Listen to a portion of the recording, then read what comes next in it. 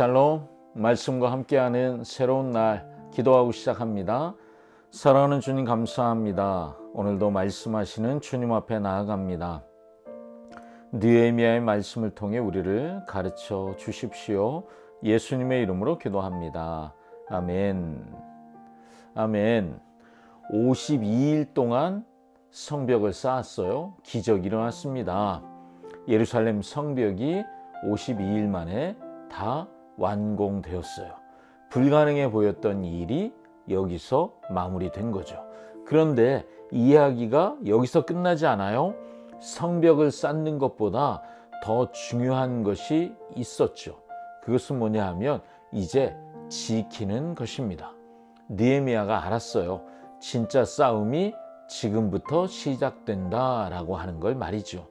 성공 이후에 찾아오는 또 다른 위기, 그것을 지켜내기 위해서 느헤미야가 어떻게 준비하는지 오늘 본문이 보여주거든요. 오늘 본문 함께 듣고 오겠습니다. 느헤미야 6장 15절에서 7장 4절까지 말씀입니다. 성벽 역사가 52일 만인 엘루럴 25일에 끝나매 우리의 모든 대적과 주위에 있는 이방 족속들이 이를 듣고 다 두려워하여 크게 낙담하였으니 그들이 우리 하나님께서 이 역사를 이루신 것을 알미니라. 또한 그때에 유다의 귀족들이 여러 번 도비야에게 편지하였고 도비야의 편지도 그들에게 이르렀으니 도비야는 아라의 아들 스가냐의 사위가 되었고 도비야의 아들 여호하난도 베레기야의 아들 무슬람의 딸을 아내로 맞이하였으므로 유다에서 그와 동맹한 자가 많음이라. 그들이 도비야의 선행을 내 앞에 말하고 또 내 말도 그에게 전하매 도비야가 내게 편지하여 나를 두렵게 하고자 하였느니라. 제7장 성벽이 건축되매 문짝을 달고 문지기와 노래하는 자들과 레위 사람들을 세운 후에 내 아우 하나니와 영문의 관원 하나냐가 함께 예루살렘을 다스리게 하였는데 하나냐는 충성스러운 사람이요 하나님을 경외함이 무리 중에서 뛰어난 자라. 내가 그들에게 이르기를 해가 높이 뜨기 전에는 예루살렘 성문을 열지 말고 아직 파수할 때에 곧 문을 닫고 빗장을 지르며 또 예루살렘 주민이 각각 자기가 지키는 곳에서 파수하되 자기 집 맞은편을 지키게 하라 하였노니 그 성읍은 광대하고 그 주민은 적으며 가옥은 미처 건축하지 못하였음이니라.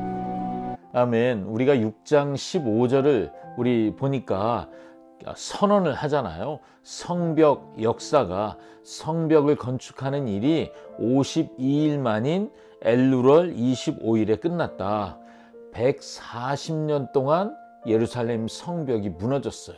140년이요. 그런데 52일 만에 다시 지었습니다. 이건 인간의 힘으로는 불가능한 하나님의 은혜였죠. 이걸 누가 말해주냐 하면 대적들이 말해줘요. 16절이에요. 우리의 모든 대적과 이방 족속들이 다 두려워하며 낙담했대요. 그리고 그들이 그의 입으로 뭐라고 말했냐 하면 우리 하나님께서 이 역사를 이루신 것을 그들이 알았답니다. 유다 백성들이 두려워하는 것이 아니라 그들의 대적이 두려워했는데 무엇 때문에요? 지금 하나님이 이 일을 하시는구나. 대적들도 봤다는 거죠. 하나님의 일하심을 인정하지 않을 수 없었다는 거예요. 성벽이 완성됐어요. 놀라운 일이죠. 여기서 다 끝났느냐? 17절부터 19절을 보니까 유다의 귀족들이 도비야라고 하는 방해의 대적의 대장이죠. 도비야와 내통하며 편지를 주고받아요. 지금 내부에 소통하고 뭔가 새고 있는 거죠. 외부의 적보다 내부의 배신자가 더 위험하잖아요. 성벽이 세워졌지만 이 성벽이 뭔가 새나가고 있는 거죠. 내부의 영적 성벽은 아직 세워지지 않고 뚫려 있었다는 것을 말해 줍니다. 그래서 7장 1절을 보면 느헤미야가 세 그룹을 세워갑니다. 문지기, 경계하는 그룹이에요. 노래하는 자들, 예배하는 그룹입니다. 레위 사람들, 말씀을 가르칠 사람들이에요. 이들이 세워져야 함을 느헤미야가 간파했다는 거죠.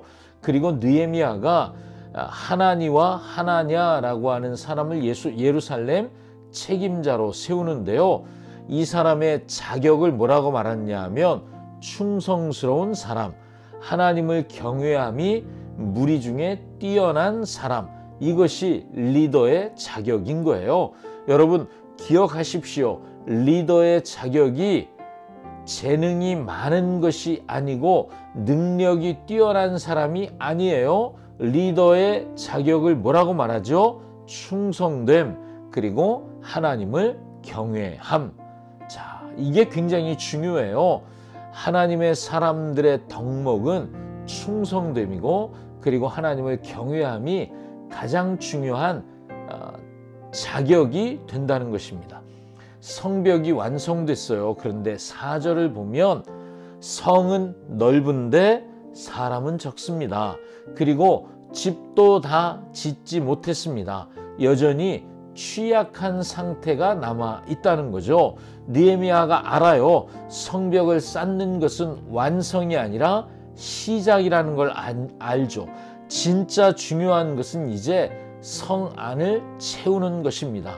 무엇으로 채울까요? 물론 집을 지어 채워야 됩니다. 사람으로 채워야 합니다. 그런데 느헤미야는 더 중요한 것으로 채워져야 하는 것을 알고 있습니다. 그래서 오늘 본문 이후에 그들은 말씀 앞에 나아갑니다. 말씀이 채워져야 진짜 채워지는 것을 알고 있었기 때문이죠. 자, 성벽 완공 소식에 대적들이 낙담했다라고 말씀드렸잖아요. 예수님께서 십자가 위에서 어떻게 선포하셨죠? 다 이루었다라고 선포하시고 부활하셨을 때 사탄과 사망의 권세는 완전히 패배하고 두려움에 벌벌 떨었습니다. 52일간의 이 성벽 건축 공사가 하나님의 일하심을 증명한 것처럼 예수님의 부활은 예수님이 진짜 하나님의 아들 되심을 온 세상에 증명하는 일이 되었습니다. 느헤미야는 성을 지키기 위해 충성스럽고 하나님을 경외하는 지도자를 세웠잖아요. 그런데 하나님은 하나님의 나라와 교회를 지키기 위해 충성스러운 사람 정도가 아니라 하나님의 아들 예수 그리스도, 가장 충성스러운 존재인 아들을 보내셔서 교회의 머리가 되게 하셨습니다. 예수님은 하나님을 경외함이 무리 중에 뛰어난 것을 뛰어넘으시죠. 하나님의 본체이시고 경외받으실 분이십니다. 그분이 우리 하나님이시고 우리의 구원자 되십니다. 아멘. 우리 인생에도 52일의 기적과 같은 하나님의 도우심의 순간들이 있죠. 승리의 기억들이 있습니다. 그러나 여러분 잊지 마십시오. 승리한 직후가 가장 위험할 수 있습니다. 성벽은 완공됐지만 내부에는 여전히 대적끼리 소통하는 그런 내부의 배신자들이 있었잖아요.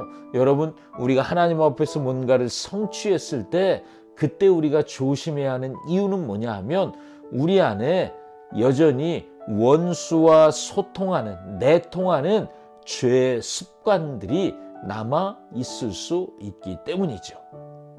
그래서 오늘 말씀이 도전합니다. 승리에 도취되지 말고 지키는 자가 되어라 하고 말이죠. 하나님이 주신 은혜를 지키기 위해 우리는 영적으로 깨어 있어야 하죠. 하나님은 재능이 많은 사람이 아니라 누굴 찾으신다고요? 충성된 사람, 그리고 하나님을 경외하는 사람. 오늘 내가 어떤 사람 되어야 할지 분명하잖아요. 충성된 사람, 하나님을 경외하는 사람. 그런 사람에게 주님이 하나님 나라의 귀한 직임을 맡겨 주신다는 거죠. 오늘도 충성스럽게 나에게 맡기신 그 자리를 지키기 시작할 때 하나님께서 우리의 가정도, 우리의 삶도, 우리의 일터도, 우리 교회도 어떤 대적도 넘볼 수 없는 견고한 성읍으로 지켜주실 줄 믿습니다. 아멘. 기도하겠습니다.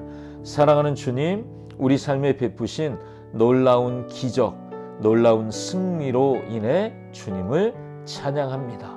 그러나 승리에 안주하여 영적 긴장을 내려놓는 사람 되지 말게 해주시고 내부의 죄를 끊임없이 싸워 끊어버리고 거룩함을 지켜내는 하나님의 사람, 충성되고 하나님을 경외하는 사람 되게 하여 주시옵소서. 예수님의 이름으로 기도합니다. 아멘. 아멘. 오늘도 충성되고 하나님을 경외하는 사람으로 살아내십시오. 샬롬.